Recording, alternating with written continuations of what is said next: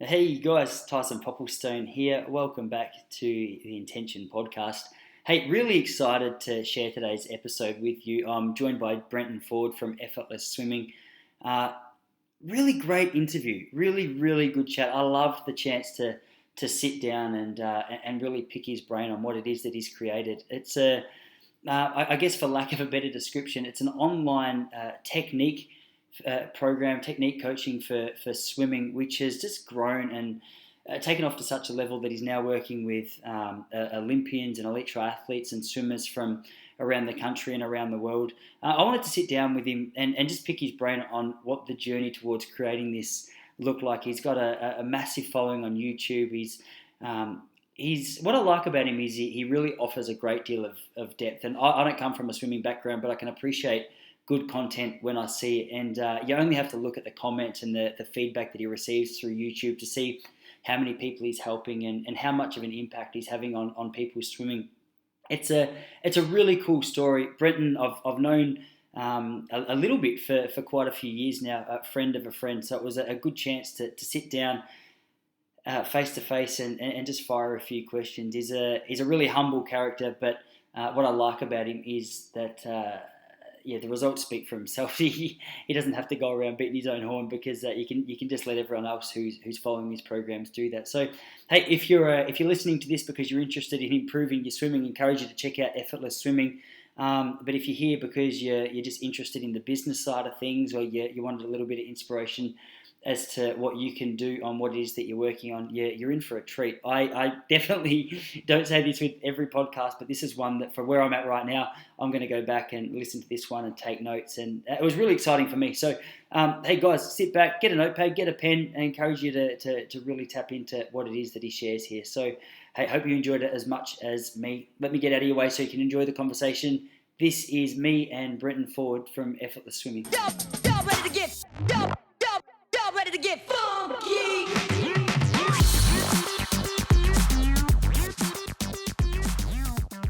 Man, okay, first of all, I think the thing that I'm so interested in is, so you're an online swimming coach. You can feel free to just like clarify exactly what that means in a minute. I think it's a really topical kind of theme at the moment. I think you can see, looking around, how many people are starting online businesses, and it's like the freedom to work from anywhere. What I'm really interested in is, just as a start point, is so you've got a background in swimming. You're interested in the coaching, the technique, and I think I'm your biggest fan on your YouTube videos. Tell us a little bit about the journey to get into that, and I just want to pick your brains on what that looks like and how you actually done it, because it's a really interesting kind of field that you found yourself in. Yeah, well, I originally started Effortless Swimming my last year of uni. There was one of the subjects was you can start your own business, or you can go and work and do like a placement at Deloitte. And I thought, no, I don't want to do that. I want to sort of start my own business. It's always what I've wanted to do. And I love swimming and I love coaching. So I want to see if I can sort of get something happening here. And I had a bit of pushback from my lecturer, from other students in the course, like kind of going, great idea sort of thing. It started off as just an online business where I didn't even want to be the face of it. I sort of wanted to be in the background and didn't even put my name to it originally. But then after a couple of years, got some momentum going. I thought, well, what am I scared of? The thing I was scared of was I'm scared to put myself out there and be criticised. But eventually just sort of bit the bullet and then became probably a bit more of the face of the business. And that was one of the best things I reckon I actually did, was don't be afraid to be out there, giving your opinion, and being willing to be sort of cut down.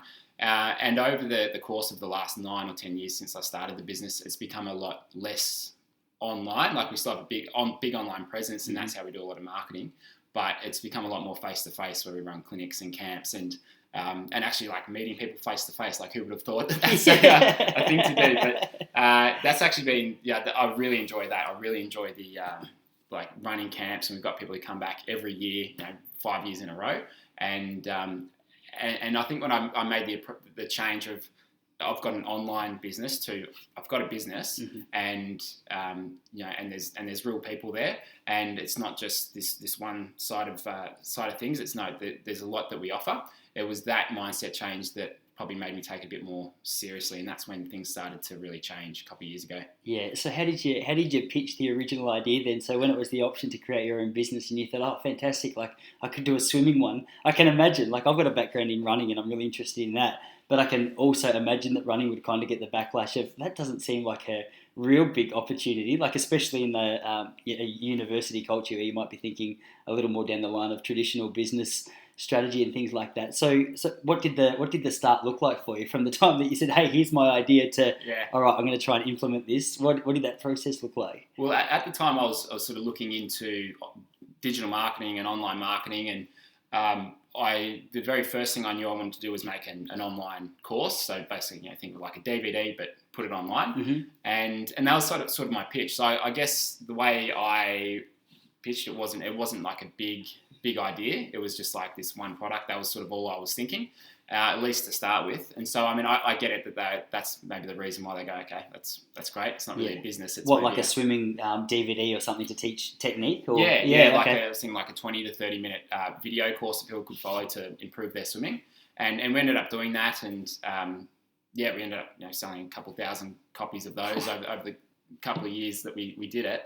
But that's where it started, and that's sort of all I had in mind. I didn't know where it was going. I didn't know sort of what I wanted to do in the future. It was just I want to get this thing going and see what happens, and made a lot of mistakes over that time. And we were sort of talking earlier, but I was I was afraid to put myself out there. And even like I remember before I started running clinics, or when I was starting to run clinics, I was afraid to call the pools and ask them to book a lane. Like, what was I afraid of? Like they could say no, we don't, do outside bookings. Yeah. But that, I mean, I was pretty young then. I was sort of 25, 26 at the time, which is young but old. Right? I was just really shy with that stuff. And then doing my own podcast, like my business coach sort of encouraged me to do it. And a year later, I eventually did it. And it's just like, once you get into the groove, and same for you, it's like once you get into the groove, it's like it's just good fun. You know how to do it, but those initial steps are like, oh my god, it seems like a big thing. But you just get going, and then you start to build on that confidence. And now it's now I'm not afraid to be teaching people in their like 60s and 70s who have a lot more experience than I do, and I know I can help them. And it's just everyone's a person. Everyone's on the same level, and it doesn't matter if they might be. We have some pretty high level corporate people who come along to camps and stuff, but they're all just people. Yeah. And it is nice to kind of be an expert in an area where I can help them, even if they are, high up in their job or whatever it might be. It's funny you say that, because I totally understand what you mean. Like with a running background, like people just will quite often ask for little tips and strategies on how to train. And it is funny how much a person's sort of position in society can dictate how nervous or how confident I am giving him advice. So it's nice to know. So just over the time of you, just what is it? Just backing your ability to know that you've got some helpful information to offer them. It just slowly gets more comfortable, because I can completely relate to the fact that like the idea of ringing up a pool and be refused or just the nerves that come with it. I totally understand that. But was it just a process of just continually doing that and then gradually realising that you were actually having an impact on people's swimming and that you did know what you were talking about? What was the turning point for you where you're like, what am I? Because you don't come across as a bloke who would be fazed by a whole lot of stuff. You'd think that. But I mean, certainly when I was young, I was reasonably shy. I mean, I was, I was sort of happy to speak at like school assemblies and stuff. But then day to day, just I wouldn't really normally go up and approach people, like just shy. But I think just as I got a little bit older and started to know more people and get a bit more experience and a few more runs on the board, that's what built the confidence to call pools and, and ask to book away. But I love it. This is what I love about business stories. Is just hearing the early foundations of what. Because I look at what you're doing online now, and as I said, I think I'm your biggest fan out of the movie interviews that you've had. But I think it's just interesting to know that it doesn't all start. I can look at someone in your position and go, it's just fallen into place. And I've heard your business coach talk about in his book, James Schramko, how there's always someone in his audience who's like, it's easy for you to say this because look what you've got. He's like, no, but it wasn't always like this. And I think that's part of what I like about a story of a bloke like you, someone who's willing to share No, that actually there was some shit or difficult stuff to sort of work through for a little while. And you look back and you go, that's not difficult stuff. But like there was only a couple of years ago that we were about to have our first child, and my wife put it to me. She said, "You better start making a bit more of a living from this thing, or else we are, you're going to have to go and find a job on top of it." And that was a fair call because she wasn't going to be working. She'd be on maternity leave, and I had to bring in a bit more money if she's not working. Mm-hmm. And I was cruising for a couple of years there. Like it was fun. We were running some camps, a few clinics. The online stuff was ticking along. Like it was just sort of a reasonable income. Mm-hmm. And but I was getting to surf whenever it was good. And like I was living the dream. Yeah. But then I kind of had to get serious, and that's what sort of turned things around. And that's when I started to run a proper business and get myself out there more. So there was a few things along the road like that, like having a child and having my wife go, "You better get some." It has that effect of getting you into line, doesn't it? Yeah, maybe she said that like, I'm a good-looking lady and I can have whoever I want. So like, it was that sort of kicked that off, and then and then I think having a child as well just made me become a bit more of grow up a little bit more and sort of I valued my time more after that too, because like, as I said, I was going surfing most days and like not doing that much work. But then when time is of the essence, when you've got several hours of your day where you just can't get anything else done, that really made me be a bit more precious with my time and be happy to say no to things that weren't going to get me where I eventually wanted to get to. Yeah. So just those little things that sort of made me grow up and become more sure in the things that I wanted to do, and just be happy to sort of stick to my guns. Whereas before I'd be happy to say yes to anything, and just wanted to please people. And I still have that desire to please people. I want to make them happy and help them where I can. But you just can't do that for everyone. And if it's not in line with your ultimate goal, then you might be doing the thing going, God damn it, I wish I hadn't said yes to this. Yeah. And I still do that today with certain things, but it's really I'm getting better at it. Yeah, you're gonna have to pardon my ignorance, but like the idea of starting any business, like with a business like what you're running now, it's a not niche, but it's a unique field, obviously. So how did you go about? Okay, I'm gonna start this, or I'm gonna create this DVD to actually going. Okay, like where are my customers? Because that's one thing that. And as we've spoken about, I'm trying to start something similar in the running scene at the moment. And the big question is, it's like, okay, I know of, like, I think I've got some helpful stuff to offer people, but like, where are the people? So how did you go about finding that audience? Yeah, it's I've found it's certainly consistency over time. Mm-hmm. Like, and the more consistent I was, the more it started to grow. So even 18 months ago, because we do a lot on YouTube, and we've got a reasonable subscriber base on YouTube and Facebook, and we get a lot of support from people who enjoy the videos that I put out. And I try and do 2 a week. That's sort of my goal for this year, is to do 2 videos a week and make them as good as I possibly can. And not, I don't really hold anything back there.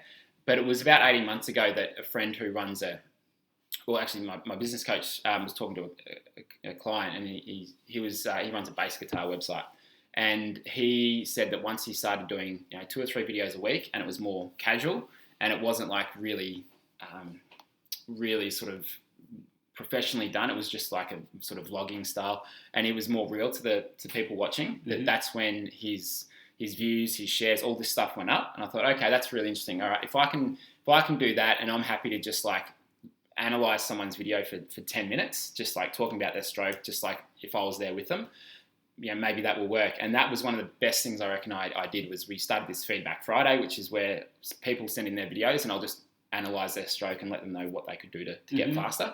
And that's just sort of completely, that was one of the things that completely transformed what we do, because people could say, all right, I think he knows what he's talking about. Yeah. And then that was where people really wanted to come along to clinics then and camps, and and it was that consistency over the last 18 months where we've probably our subscribers have probably tripled on YouTube. Whereas I was doing maybe 1 video every 2 months before that. So it certainly takes time, and but finding those people, like now that we've got that momentum, that ball rolling, we've got the base there, but getting started, look, we didn't get many views or anything. I just shared it with sort of friends and family, and just said, look, this is what I'm doing. I'd love it if you could share it or support it. Yeah. And I was afraid to do that at the start. I'm like, because then it's like, then I'm committed. And but I was like, when I said, look, all right, this is our Facebook page. I'd love it if you could like it. I was amazed how many friends actually, they want to help you out. They want to see you do well. Yeah. So it was really good to see that people actually care about that. Yeah, no, it makes sense. And I like the fact that you mentioned the consistency over a long period of time, because I know myself, like I pride myself in some areas on being so consistent. But when it comes to a new idea or something that I'm excited about, it's like, I've got this great idea. All right, I've been doing it now for 3 weeks. Like, I don't think this is working. Do you know what I mean? Yeah. And I looked at your YouTube channel the other day, just getting organised for today, and I saw your first video was like 9 years ago. And just that consistency over time. Is that something that you feel, just from what you've sort of observed, is that something that would hold a lot of businesses back? It's just that it's a bit of a general statement, I guess, but just assume that we live in a bit of a fast-paced culture where we think, okay, like we've started, okay, the results should be in, we should have 100,000 followers, it should be, and if it's not like that in a month or 6 months, we go, okay, it's obviously a broken idea. Like, how have you managed to be so consistent over a long period of time? Or is that just something, because you've gradually seen, like, I guess, the fruits of your labour, it's been easier to keep going and see where it's working and where it's not? Yeah, I think it's having someone to help. So like having a number of things, like having a business coach to sort of keep me on track and just like point me in the right direction. That's probably been the best thing I reckon I've done, just because business is a very solo journey a lot of the times, and if you're working from home, you're not in an office or a share space, it's like, sometimes you can just get in your own head and start to doubt yourself, or even think too small. And if I'm at home too often, I'm just like, I'm too insular, and I don't think of what's really possible. But like getting outside of that, and even if it's just going to hang out with friends, or like if you're traveling, like we had a trip a couple of weeks ago to the Maldives with James there, and just like getting out of my comfort zone and my normal sort of environment, you kind of, I took that step back and it was like, well, okay, this is what I could do. These are the options that I've got. So what's stopping me from actually going about doing them? But when I was I'm at home too much, it's just like, you just keep doing what you're doing, and it's like, you don't see things as big. So I think having a business coach and kind of getting out of my natural environment, and just it's that where you go, you can do whatever you want. Like there's no rules around this stuff, and there's no right or wrong. But just like long term, I think where I am now, when I first started, I thought I would be there in 2 or 3 years. Yeah, wow. Yeah. But it's taken 10 years. Yeah. And that's not to say I couldn't have done it in maybe 5 or 6 years if I'd been a little bit more active and surfed a little bit less. But I don't regret that at all. But I don't regret that at all. Yeah.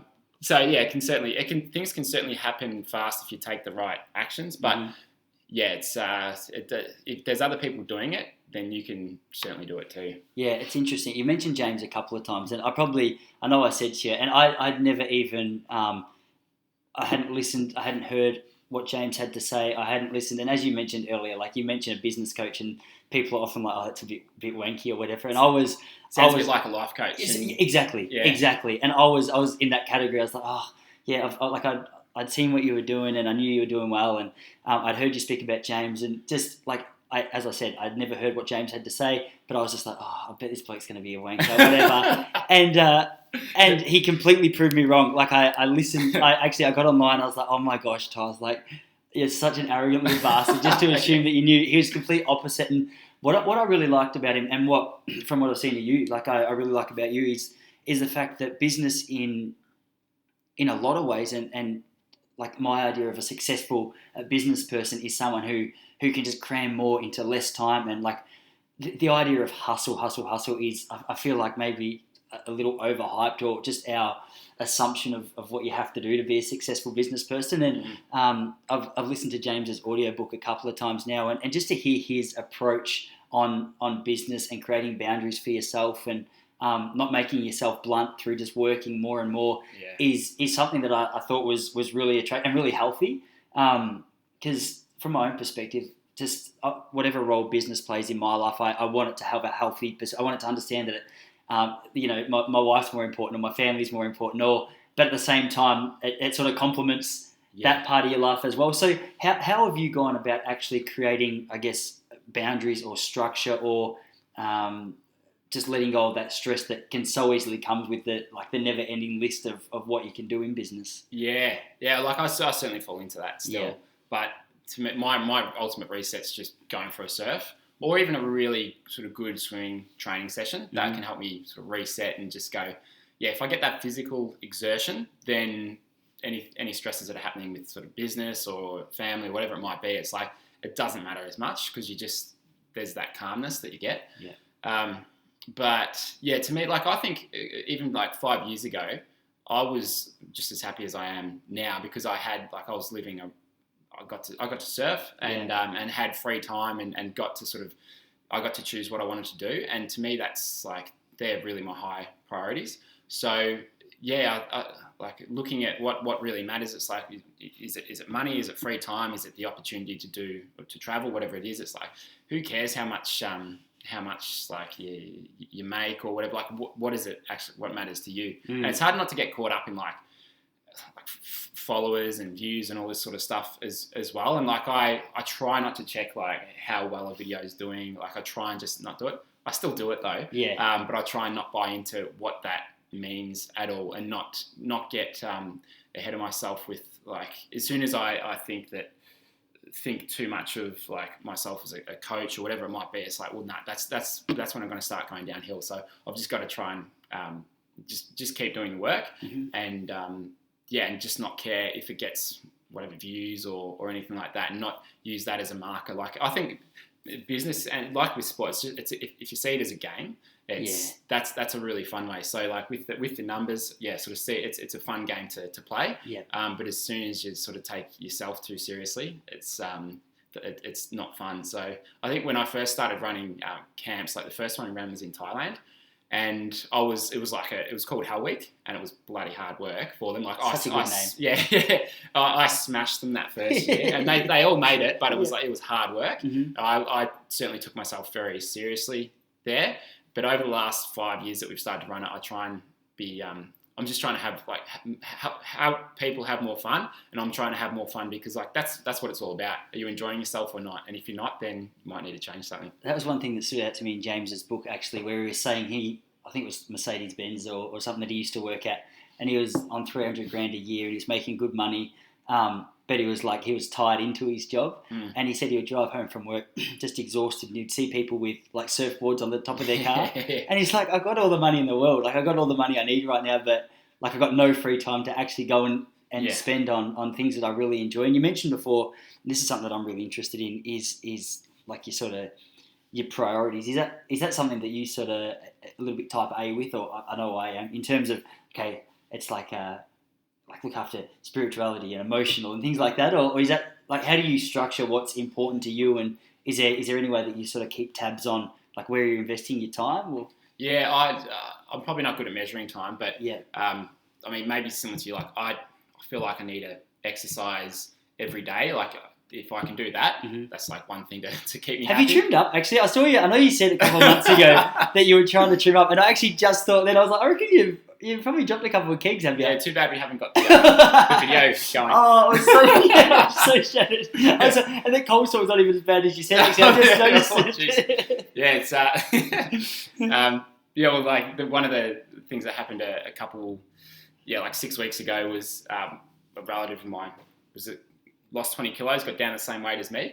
I was like, time for me to get my act into gear here. So I've lost 5 kilos since then and eating well. And the thing was, I was getting out of bed and feeling so stiff and I felt like crap. Yeah. I'm like, I'm getting older. I'm 32 now, so I'm starting to really feel my age, and then you got kids. So it's like, obviously you're going to feel this way, but I was just eating crappy food. Yeah. That's all it was. Yeah. And now that I'm eating better, I'm not eating sugar and breads. It's like, oh my God, like I feel better than I did when I was 21. It's funny you say that, mate. It's one thing that does my head in is, like, obviously, like, yeah, sure, you're 80 years old or whatever. Maybe you're starting to slow down a little bit. But I started to hear a few, I'm 32, and I've started to hear a few blokes going, oh, yeah, I've got aches and pains. It just comes with the territory. I go, oh, mate, when was the last time you went for a run or a walk? He goes, nah, mate, my time. I go, come on. Come on. Like, yeah. It's funny. Yeah, so what you've really noticed just the energy levels have picked up. And hugely. Like, it's those things that they always stare you in the face, don't they? It's so obvious when you look at, right, if I'm eating like a tub of ice cream a night, or I'm eating a block of chocolate a night, of course I'm going to feel like crap the next day because that is such a huge spike in insulin levels and everything. And but I didn't sort of think of it that way. I just thought I'm getting older, and so it's so easy to buy into those existing like beliefs, or just like not actually question what you're doing. Mm-hmm. So like, I mean, it's been 6 weeks. It's still early days. You might talk to me in 6 weeks' time, and I'm back to 85 kilos. But then we'll get the camera out. Yeah, then we'll get the camera out. Might need to use the Photoshop. But yeah, it's like just like there's some really obvious things, and that's the thing I find with like either like a partner or family or friends or like a business coach. They can normally just, if they're honest, they can normally point it out and go, this is the thing where you're going wrong, or this is what you could actually do. Just like stop telling yourself all these stories. Like just this is what you need to do. And and for me, I'm glad that I sort of had that trigger where I actually started eating better, because training wise, like I don't think I've really swum faster than I am right now in the last 10 years. Yeah. And I put that down to two things. One is diet, and then just I did some filming with an Olympian guy, Dan Smith, a couple weeks ago. Yeah. And so I was filming him and just like looking at his stroke and just trying to sort of replicate a couple things. That's also making a big difference. So yeah, that's also helping. And and I'm getting older, but I can see myself getting faster just continuing to do this stuff. Yeah, that's right. So what did you do? What was the session this morning? You came straight from MSAC to here, did you? Yeah. So what was on schedule? I did 4K with a friend who I've done some training with quite a bit, and it's just so much more fun training with other people. So yeah, so it's like go to MSAC. It's a good pool, good environment, and just set a hard session and hit all my sort of numbers there, and it makes such a difference with like how I feel for the day, how I feel about myself, and it's nice to be able to have something to sort of challenge yourself with. And I was listening to, I think it was a Joe Rogan podcast and Aubrey Marcus podcast. Yeah, Joe Rogan, who's... Yeah, look him up. You might be able to find him. I know you sort of mentioned him, but I love him. A bit on the podcast. Yeah, I think so many people, everyone loves Joe. Yeah. But they were talking about, one of the things he was mentioning was like he loves to struggle and suffer like intentionally and do that sort of physically, because then nothing else really matters after that, especially before like for him doing podcasts or whatever. And I was like, if I can do this exercise in the morning, then I'm usually pretty level-headed for the day and I can get stuff done. Yeah, is that usually when you try and get it done? Like, are you a morning sort of exercise man, or? Yeah, I try to, but with kids it doesn't always happen. So I can imagine. If I'd have to do it mid-morning or late afternoon, just suck it up. You've probably heard of Jocko Willink as well? Mm. Yeah, so Jocko Willink I love listening to Joe speak about Jocko, because obviously I listen to Joe and I'm like, all right, I'm going to have to stop being a bitch here. Yeah. And then Joe speaks about Jocko and he's like, oh crap, I'm going to have to stop. 4 a.m. isn't it? But it is so true. Like, I remember when I was in Nepal in 2015, one of the things that the Sherpas said to me as we were sort of just walking up a mountain, I don't know how we got onto the conversation, but he was just speaking about the difference with how Westerners handle stress in contrast to how they handle stress. Yeah. He goes, you'll get stressed sitting behind your computer all day and you've got nowhere to get rid of that energy. That just stores up in you and, becomes sickness or disease or pains or whatever. He says, like, when I get stressed, he goes, just naturally, just being out in this environment, walking up and down, it's like a physical exertion. It's just like a release of that. And it makes so much sense. Like, I totally relate after a good run. I don't think I would ever finish a swim and feel good, because I know that my performance was so poor that it wasn't worth my time. But like after an hour run or a really hard, Jesse and I, on a Saturday morning, like we'll get out and just do a set of hill sprints, and I'm always sort of just hunched over at the end. We just do like 6 by 100 meters or whatever, but it's a really intense session. Yeah, and you're right, for the rest of the day, everything's a bit brighter. You just feel good, like you're in a little bit of pain. I went rock climbing yesterday, just at like Hard Rock in Melbourne here. Oh yeah. And it was so fun, but it was I'm so sore today as well. And it's just I like that play, that exercise, kind kind of thing a little bit, because you just feel so much better. Yeah. But I do. one thing I was going to ask you about, you mentioned before, just that, sorry, it's so hot in here, bro, as well. We need an aircon or... It's you. No. Stop it. I knew I should have had that camera. It's a new shirt, it's a new haircut. I wasn't going to say anything, you still couldn't see it. One of the things you mentioned before with James as your business coach is obviously like he'll call out what you're doing well, what you're doing poorly, where you can improve. Like, what are the main things for you that having a coach, having a guide has really helped you with? Like, you've obviously you ticked off a couple of them just before, but like, are there any other sort of key areas that he's helped you with? Yeah, it's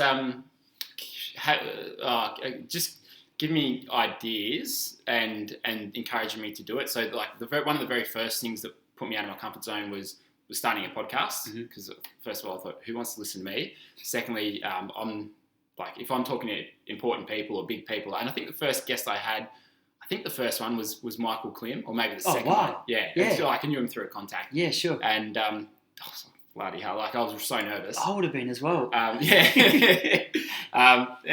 So like just getting, like, just pushing me to sort of do that. And get out of my comfort zone. Same thing, he encouraged me to do clinics, and so I ran the first clinic and it was all right. And we eventually got a lot better at them. So just sort of showing you what you can, just getting you out of your comfort zone. For me, that's been a big one, because I'm sort of usually happy just sort of cruising along there. Yeah. And then just giving you ideas. Like, so he has a very sort of similar business to mine, so I try and sort of replicate what I can from his if I see it's going to work. So just having a bit of guide there, because in business there's no map for, you can do whatever you want. And I'm someone who sort of likes to have a bit of direction to follow. So with him, I can, like, he lives a good life. He surfs, spends time with his family, and has a good business. And for me, like, all right, that's sweet. That's kind of what I want. Yeah. So I'm happy to sort of look at that and follow the things that I see he does. So for me, that he's a good person to sort of learn from with all the business side of things. So it's just finding the right person, because I've had other business coaches where, like, they've been that hustle and grind kind. I'm just like, that's not me. Yeah. So James wasn't your first business coach? I've had sort of other people along along the way, and I've certainly learnt things from them, but they haven't necessarily been the right fit. Slut. Yeah. Yeah. I am. Yeah. It's worked for you. I'm going to have to step up my game in that department. No, that makes a lot of sense. And to go back to his book as well, one thing that he said, and that I get so over this that it's not. I don't mean this personally towards anyone or whatever. But if I look at one more photo of someone with a computer on a beach, I just I can't handle it. And one thing that James said a few weeks ago is, like, success isn't being on the beach with your computer. It's being on the beach with your surfboard. Yeah. And I was like, mate, I feel like you've nailed, like, my goal approach to life in just that one little sentence, because who wants to be in the Maldives where you were a few weeks ago, just like with a beautiful sea? You said it was like a postcard. Yeah. Everywhere you looked, just stuck behind your computer. Yeah, you may as well be back home. Yeah, if that's the case. And like for me, that's my main driver. Like if I'm working 8 hours a day behind a computer, and there's certainly times where I do work hard if we've got things happening, but man, that's not what I want. So I'd be happy if the business was a quarter of what it was, and I could sort of still surf and have free time. Yeah, like that's really my key priority. So but it's kind of knowing that that's okay, and then not getting caught up in comparing yourself to others, because it is hard. When the business was first starting, I had friends who were getting good jobs and earning good salaries, and the way I sort of convinced myself that you're doing okay is you can go surfing, and that's how I've always sort of justified what I do. Like that's my marker. Yeah. So don't buy into any of the other stuff. Yeah, and it's funny at the same time that you're looking at the mates who are earning good money or whatever. They're probably jealous about the fact that you are going surfing. It's a little bit. It's always grass is always greener. It's so easy to get caught up in that. But it's and that's the problem with looking at Facebook and Instagram. And even like if I've got friends who are like in a warmer climate, like they might be up in Noosa. Yeah. And like I look at that and go, God damn it! It's like I'm cold in Melbourne. Like I get really annoyed. I'm just like, I wish I was up there. Jesse's like that. Yeah. Jesse's so funny. Like that's I feel like I'm so bloody switched off, which is not a good thing. I need to get more in touch with it. But the idea of weather or whatever, like I'll get more jealous looking at like how much you're smashing like a particular YouTube video. You know what I mean? Rather than like how nice the weather is at your camp that you're running. Dude, one of the things, and this sort of, I don't know if you're the right person to ask, because you obviously do seem really laid back, as I said, on the surface at least. Yeah, you don't know what I'm actually like. Is when you keep, like, I love the idea of looking at business like a game, but like any game, do you know Seth Godin? Yeah. Yeah, so Seth Godin, I like reading a lot of his blogs because he sort of speaks about how whenever you start attaching numbers to, like, whether it's Instagram or Facebook or whatever, that almost becomes the game. Like, a lot of people forget about the product and start going for the appearance. Yeah. So they'll have like this massive big facade of, hey, look at what we've built, and then you'll click on your website and it's like, oh, it's nothing. You don't really offer that much. But I think one of the areas that I can get caught up as well is like the real old school idea of just like how many hours have you put in. Yeah. Do you know what I mean? Yeah. It doesn't matter how much quality those hours have been, but I worked 12 hours today, even though 4 of them are on Facebook. It can sort of give you a false sense of how hard you're working. So how do you have certain checkpoints or certain things that you're sort of aiming towards, or that you're trying to tick off, so you know that, okay, maybe I've only done one thing this week, but it was important, rather than just giving everything on the to-do list the same way? Yeah, there was the way I try and do it, and this is not all the time, but the way I try and do it. So when we're in the Maldives, I did bugger all work, and yes, I had to catch up once I got back. Yeah. But it made me realise, like, I don't need to actually do that much to keep things going. Like, if I just do the important stuff, I'm sweet. So, like, what I did beforehand, I recorded a couple of videos that we could put out on YouTube and all of that. And that, if I just say do 2 videos a week, that's probably the most important thing, aside from obviously doing customer, swimmer analysis and that sort of thing. But if I get that done, then that's the number one thing for the business to keep moving forwards. What's it, the YouTube videos? The YouTube videos, yeah. If I keep doing that, then I'm sorted. Like, Sure. That's kind of my 80-20. That's the 20% that makes 80% of the difference. So when I was in the Maldives, like, we did a lot of sort of brainstorming and masterminding, and had all these great ideas, and it's like, all right, well, what do I need to do now? So I ended up just writing a list of, it ended up being probably 15 things that over the next 3 months I want to get done. So I wrote down those 15 things, and I put down what are the action steps to achieve each of those, and I put like a little checkbox thing there. So I put that together, printed it out, and I'm just working my way through. So I've probably got 4 or 5 of those down, and I've got another 10 to go. So if I get those done by December, then that's going to be what will move the business forward. So I've done that on occasions, and it's worked really well. And I reckon if I was diligent, I could actually do this stuff within 2 or 3 weeks, not 3 months. Yeah. But anyway, that's it's taking longer. But yeah, so that's how I try and run it, and that certainly works well. And if I can get that important stuff done in the morning before I get into my emails and before I am like doing video analysis, like, then I'm good, because it just, that stuff that requires a lot of thought and that deep work. It's so hard to do it in the afternoon. Oh yeah, I know that feeling. Feeling. Yeah, once you start looking forward to dinner and things like that, it makes it really tough to do. So like, as a part of the coaching group that you are in, what does that look like? So there's a few of you, or quite a few of you in this group, and what do you catch up on a regular basis, online, in person, and just chat about how things are? Like, so how's that structured? So with James's group, it's basically a call every Tuesday. Yep. There's 2 options, so you just pick the morning or the afternoon, and people will dial in, and they'll go through this structure of what's your win for the week, what's your challenge that you currently got, and what's the one thing you're going to do by next week. So that's the structure that we follow. And I've actually, on those calls, like, I probably learn more from listening to other people talk about their stuff than I do about mine.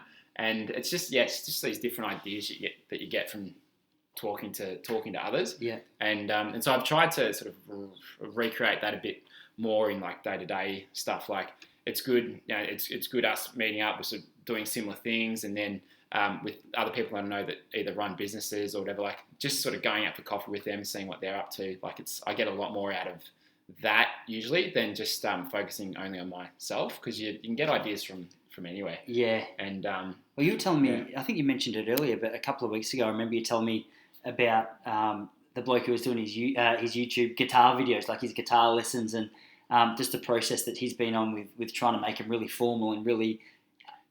What was it? You were saying that, like, the more stripped back they were, the more attention he seemed to get. And just little things like that, like a little sort of just a change in the way that you do things can Yeah. make a big impact. That small idea, it makes a huge difference. And like you can attribute, I can attribute a couple of things like that have made like a huge difference. So the first thing was like one of them was running camps. So I hadn't run any camps before, and a friend was working at this resort in Thailand. Yeah. Said, why don't you bring a group of swimmers over? And I thought, all right, I don't think anyone's going to book in, but I'll reserve some rooms. And then it went well. I think we were lucky to maybe book it out. And so is it just through your email list? Like you said, hey, this is what we're doing. Yeah. And like we booked that out the first year. I think we had maybe 20 swimmers or so come to it. But that sort of kick-started the last 5 years. We now run a Noosa camp, Hawaii camp. I'm looking at maybe running a Maldives camp now. Sweet. And the Thailand camps. I might come to that one. It's just it looks awesome. It'd be great to do it over there. So, that's become a really enjoyable part of what I do. And so it's just that one idea that sort of kick-started it. And then with like this, that bass guitar guy who said when he went informal and just like was a normal person in his videos, that made a huge difference for him. So now I try and do that with like podcasting. I'll try to like just be myself. And, and same with YouTube videos, like just not try and put on, I hate watching videos where people, you can tell that they've got a different personality off. But I feel like I'm that guy. Like once, I honestly, like I'll try, once I press record on this machine, I'm getting better at it. Yeah. But I don't know what it is. It's like Media Man comes on, it's like, hey, welcome to, and I listen back and I go, what are you doing? Like, but I agree. I hate watching that as well. Yeah. Just where you're like, oh, this is horrible. And even I mentioned a couple of the YouTube videos that I've just put together with this We Run Free thing that I'm trying to create, like hence my inspiration to have a big chat to you, is like I watch it back and I'm like, oh, this is like so cringy. But but I guess it just comes with practice. But I think like you, people seem to relate to that more natural kind of... Yeah. Well, I hate watching game show for the same reason. Oh, if I see a guy go, oh, so you've locked in B there. It's like, it's just ugly. It's so fake and it's so forced. And like I think people, especially, not necessarily our generation, but like when people listen to podcasts, it's much more informal and it's just a conversation. Yeah. And people are just really starting to turn away from that forced... Like watching the news and watching game shows, just like it just feels like fake. That's so true. Yeah, but the hard thing about it is it can be very difficult to just be yourself when you've got a camera or a microphone. It really is. it takes practice. I'm not great.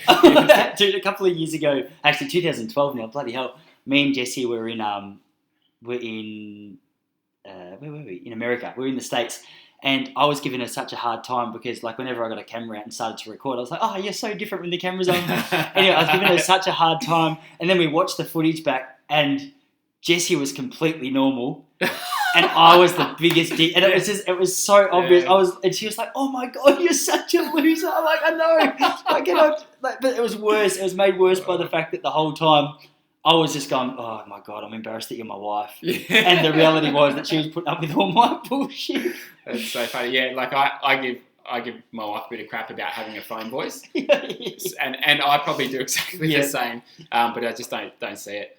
But then with my videos, I can turn it up 10 times and still come across as like really monotonous and dull. So like I have to hype it up a bit because I'm too boring otherwise. and I sort of look at that day to day. So you probably need to jazz yourself up, like just get a bit more amped about things because I feel like I'm too like monotone otherwise. But yeah, it's hard, isn't it, just to try and be yourself. Yeah, man. What are the I've been trying to get into these YouTube videos a little bit as well. And have you heard of the YouTube channel Brightside? I think I've seen some videos, but I can't recall them exactly. Yeah, I stumbled across it. It's like there doesn't seem to be one particular theme. There's like a million different things that they speak about, and but it's really interesting. Like I'm pretty sure she's doing like 5 videos a day. I say she, but I'm pretty sure there's quite a few people who's a part of it, and it'll just look at an interesting topic like what to do if you're in a shark attack. And it's like... Oh, I have seen this. Yeah, and that one's got like 80 million views. I'm like, like people, I'm pretty sure there's not that many people in there. But it seems to be a real art. Like I was interested in writing blogs and stuff as well, but now being interested in YouTube, like the thumbnail and the way that you phrase your little, what do you call it? Like the title of your video. Are they all really important? And it's all about content essentially.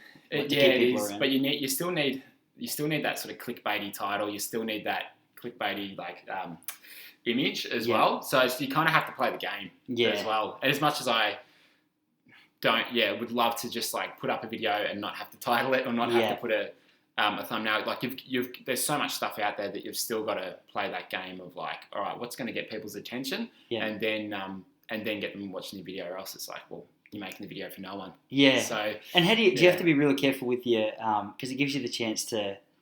It's not called hashtag it, but it's like what's it called? You can put in tags or whatever. Yeah. Like YouTube, the tags probably are less important than other things, but there are. The tags are important, but like, the description and stuff as well. You certainly got to do all of that stuff. And there's a good chick that I watch, Sunny Leonard Doozy or Doozy. I'm not going to slaughter it, but Sunny Leonard Doozy, I think. So she talks about like how to market yourself better on YouTube. Yeah. She's got some really good things to follow, and I'll share it with you afterwards. Yeah, awesome. But one of the best things that I changed watching her stuff, she sort of talks about how should you structure your video for high engagement and for getting people to watch it. And the structure that she's got, the general format is like you record your video, and at the start of your video you sort of take out what's the best like 10 seconds, what's the hook, put that at the front. Yeah. And you might have seen it in some of my videos. I have actually, yeah. And then I've got so I do that, then I've got an intro, and then I sort of get into the video, and there's a bit of a format there. It's like who you are, something to show people that they can trust you, or you're the expert. So it might be like, I'm Tyson, I'm amazing. That is my intro. Look at this face.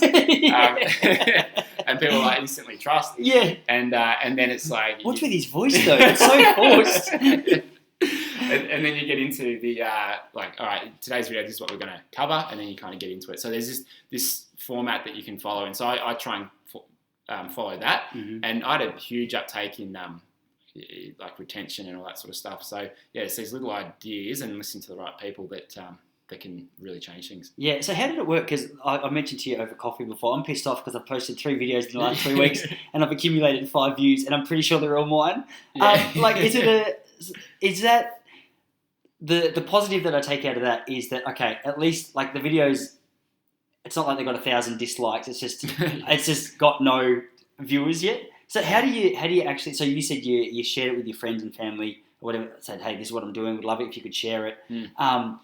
But like, how do you actually get to a point where people are seeing this content? Because I look at yours now and it's like it's flying. Like from my opinion, it's like, oh man, far out! Look how many people have seen that. Whereas at the moment, I'm like, far out! I think my settings must be wrong, or is it like did it take you a while to build up those views, or was it like how does that happen? Well, it takes a while. Like I would have been exactly the same 10 years ago with the content. So I've been pissed off I'm not Casey Neistat. I haven't been invited to the Oscars once. Amazing. I can't believe that. It's like a few of the tips that this girl shares is like, if you can comment on other people's videos that are like, they've got the same audience, and like put meaningful comments, not just like fire emoji or anything. Yeah. If someone does that on my content, I'm just like, all right, block, done. Really? Yeah. Yeah, it's just like put something meaningful. And then, and also like Facebook groups are a big one. So if there's like some sort of running group, like you want to go in there to just help people and don't try and sell anything. Yeah. Just go to where the people are. And that's like Facebook groups, like other people's Instagram pages, their YouTube videos on other people's content. But don't come across as a dick. Like there's a guy who comments on my Instagram page, and he's just... I look at his Instagram channel, and he's basically like copied me in how he's like in all of his videos and stuff. And he's just like making these stupid, not stupid comments, but I look at it and go, you're just trying to siphon people off it. Yeah. So I'm just on the edge of like, nah, block. I haven't done it yet, but he's doing like a swimming thing as well. Or? Yeah. And like I don't mind that at all, but it's more just like the comments that he's making aren't helpful. It's just like he's trying to siphon people away. Yeah. So anyway, it's just like you don't want to be that person. You want to be genuine, and you don't want to try and just like make that stuff obvious. Like, be there to help people. Yeah, that's so true. Just that genuine kind of that post. I was laughing as you're saying that, because a couple of years ago I put a shout out to my uncle who passed away at cancer, and like I put a bit of effort into this post, and one of the comments just below it said, "This post is fire," with like the and it was obviously like I don't know how it made its way onto, but I couldn't help laughing because I was like, this is just marketing gone wrong. Like you So clearly, someone else commented on it. yeah, like this post is fire, and I was like, yeah, it's I don't know if I'd put it that way, but yeah, it's just it's such an ugly scene, and I think it just comes back to that whole thing of I just hate how shallow those platforms can become. Like you say, if it's when it just becomes about like some bullshit following that is like if someone clicks on your account and actually looks into your follow, because you can buy followers and stuff, can't you? Yeah. Look, I'm out, pretend I don't know. You can buy followers, can't you? I've heard on the street.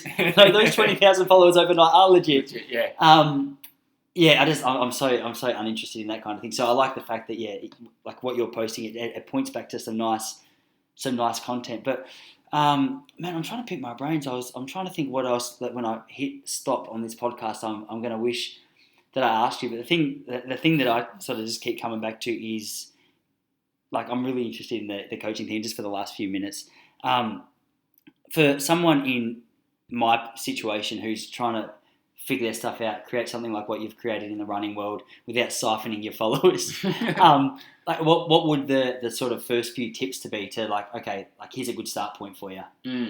Well, one of the things that James talks about is you need an offer that converts. Mm-hmm. So, and that could be anything to start with. So like that could be like you charge X amount for an hour on Skype or whatever, face to face. Just find something that people want and it's going to help them, and then just find the right price for it.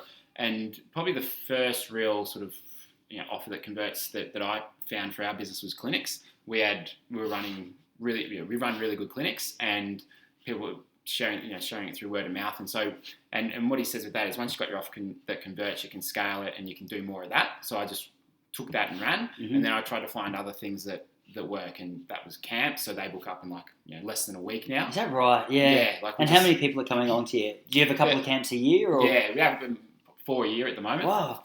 There's smallish groups like between 12 to 21, but so that's another one that converts. So I run with that, and then we've got our sort of online course, which is sort of getting to that point where it's like people are really wanting to become to join it. So just keep it simple. You might have one thing to start with, and it might take you a little bit to find what that is. Yeah. So having that, and then just finding the people whose problems you can solve, and that's all it is. Like that's all business is about. It's like solve people's problems, and for me, it's like people they swim, they do the training, but they're not getting faster, so they're annoyed about it and they want to fix it. Yeah. And so how can I show them how they can change it, and what solution can I offer them? And so that's just like that's as simple as it is. So people in the running world, it's like, well, they might be training for. It might be like half marathons, or depends what the market is. Like it might be, I've entered this 10K or this half Ironman. I'm in the triathlon world too much. This half marathon, and I need a plan to follow. I don't know what I'm doing. I need someone to help make sure that I don't get injured or injured again, and just seeing what those problems are, and you might even find like people will either like in comments and stuff, they'll talk about what issues they're having with their running or what problems they're encountering, and once you get to know your market really well, then you can just sort of hone in on it and go there. And it's like the first sale that you make will probably be more significant than the thousandth sale that you make. So that's interesting. Yeah, I think back to that first video course that I sold, and I was just over the moon. Yeah. Like, well, even like we opened the Noose account. What was it, the DVD that you were speaking about? Yeah, like the online course. The first when the first one I sold, it's like I remember that one. And then same with this Noosa camp that we just opened, like the first sort of booking I got, it's a new camp, and I was like, oh yeah, hopefully people want to come. And then someone books and you go, awesome, like it. Yeah, I want to go to it. Honestly, I saw the trailer for it on your website the other day. Oh, that looks sick. Yeah, that's what a nice location and some drone footage. It'll be an awesome camp though. So, like it all just starts with the first one, and like it doesn't need to be complex at all. Yes. Yeah. And you got to obviously, like I know because mutual friends and things like that, but so you've got a pretty solid background in swimming yourself, and just to read through what you've achieved in your own swimming career, I guess what that gives you like a little bit of, I guess you could call it authority, but just a little bit of trust. Like, okay, he's actually done it. Like proof's in the pudding. He's sort of shown that he knows roughly what he's speaking about. Yeah.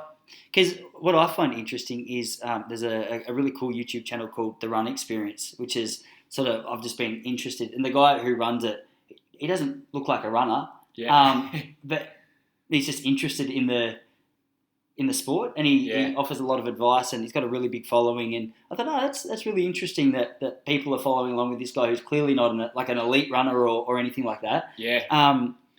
But someone in your situation who's actually got a little bit of backing behind him, did you find that helped you a lot? Oh, yes and no. It's so easy to get caught up in, this is what I've done, so trust me. But Sure. people don't really care what you've done. They just want to know if you can help them or not. And a good example of that is there's a guy, the guy I know reasonably well. His name's Taryn, Taryn Gazelle, and his sort of YouTube, his whole thing is Triathlon Taryn, and he started triathlon a couple of years ago, and he's got a really good following, and a really wouldn't say intense one, but people who watch all of his videos and podcasts, and it's just him. He's sort of following his journey. So he's started off with no background in triathlon, an average athlete, and now he's getting pretty good at it, and he's just sort of talking about his journey. So even if you're not you can run, so you've got that experience, but people don't care that much about that. They just want you to be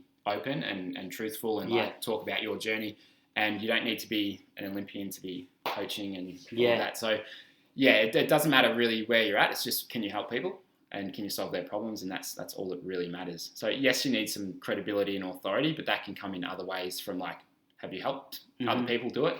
And that's it.